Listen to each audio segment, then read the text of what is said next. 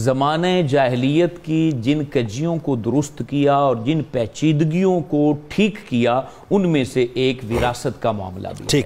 ज़माने जाहिलियत में जो विरासत तकसीम होती थी वो नस्ब की बुनियाद पे तकसीम होती थी, मुआहदे की बुनियाद पर, यानी मुआहदा लोग कर लेते थे कि मेरे मरने के बाद तू वारिस हो जाएगा और तेरे मरने के बाद मैं वारिस हो जाऊंगा, या फिर मुंह बोला बेटा बना लेते थे, इस तरीके के रिश्ते कायम कर लेते थे इस बुनियाद पर।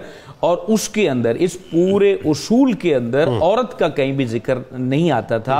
औरत किसी भी रिश्ते से जुड़ी हो उसको विरासत नहीं दी जाती थी, बल्कि बजाते खुद औरत को विरसा और तरका समझा जाता था और उसे भी बांट दिया जाता था।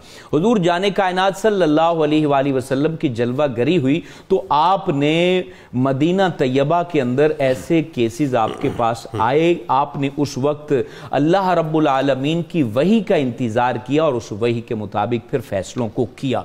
अंदाजा लगाएं, हमारे यहाँ ये होता है कि हम बड़े ज़हीन हैं, हम बड़े फतीन हैं, हम माशरे को समझते हैं, हम जैसे बांट देंगे वैसे ही हमारे फैसले दुरुस्त होंगे। मुझे बताइए, सबसे ज्यादा ज़हीन तो ताजदारे कायनात है। बेशक सबसे बड़ा अक्लमंद इंसान पूरी इंसानियत में, वो उनका नाम हजरत मोहम्मद रसूलुल्लाह और सबसे बड़े आदिल भी वही वसल्लम। उनकी मिसाल देखिए, नबी पाक जाने कायनात सल्लल्लाहु अलैहि वसल्लम के पास एक बेवा अपनी दो बेटियों के हमरा, जो कि ग़ज़वा उहुद में जिनके वालिद हज़रत साद बिन रबी जो हैं वो शहीद हो गए। अब उनका जो तरका था वो जैसे पहले मामलात चल रहे थे उसी तरीके से उनके भाई ने, यानी बच्चियों के चचा ने अपने पास टोटल तरका रख लिया।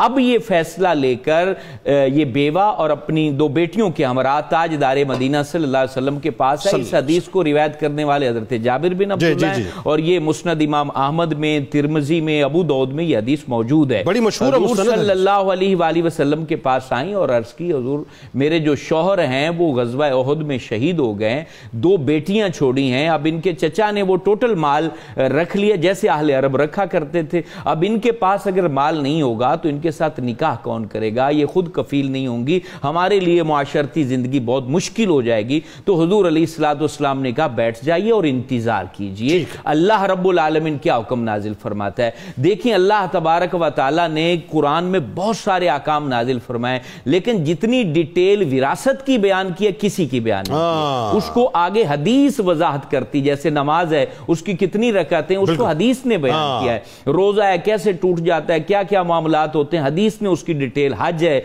हज के कितने मामलात उसको हदीस ने डिटेल में बयान किया। लेकिन विरासत ऐसी चीज है जिसको कई रुकुओं के अंदर अल्लाह तबारक व तआला ने वजाहत से बयान कर दिया। प्रोपोर्शनली किसको क्या मिलेगा ये भी अल्लाह ने ही सारी मैथमेटिक्स अल्लाह ने बता दी। अब उसके बाद जो असबा के यानी कि अहकाम है उसको हुजूर अलैहिस्सलातु वस्सलाम ने बयान कर दिया। अब यहां पर नबी पाक अलैहिस्सलातु वस्सलाम ने फिर उस शख्स को बुलाया, यानी बच्चियों के चचा को बुलाया और उनको बुला के कहा 2/3 इन बेटियों को दे दो, अल्लाह ने हुक्म नाजिल फरमा दिया है, और जो है 8वां हिस्सा उनकी बेवा को दे दो, क्योंकि बेटा नहीं था तो बाकी जो बचेगा बतौर असबा जो है वो तुम रख लो, इसका हिस्सा बाकी रख लो। इसी तरीके से हुजूर सल्लल्लाहु अलैहि वसल्लम जो है, हजरत जाबिर बिन अब्दुल्लाह कहते हैं कि मैं बीमार था और उस वक्त मेरे ऊपर बेहोशी तारी थी और मेरी इयादत के लिए हुजूर सल्लल्लाहु अलैहि वसल्लम और उनके हमरा हजरत सिद्दीक अकबर, कितना प्यार है, जहां जाते हैं इकट्ठे जाते हैं। आज उनको जो ना माने तो वो बेवकूफ है। इकट्ठे इयादत करने के लिए हजरत जाबिर बिन अब्दुल्लाह के पास गया, कहते हैं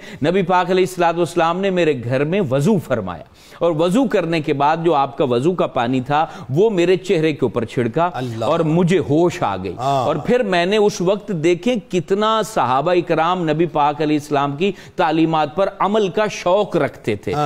जैसे ही होश आया पहला सवाल किया, हुजूर मैं अपनी विरासत कैसे तकसीम? अल्लाहू अकबर, पहला सवाल ये सहाबा का। देखिए ये सहाबा का जज्बा था, वो कुरान के कितने क्या फिक्र है उनका। हाँ, कहा मैं विरासत कैसे तकसीम करूं, तो हुजूर पाक ने उनके सामने भी कुरान बयान किया।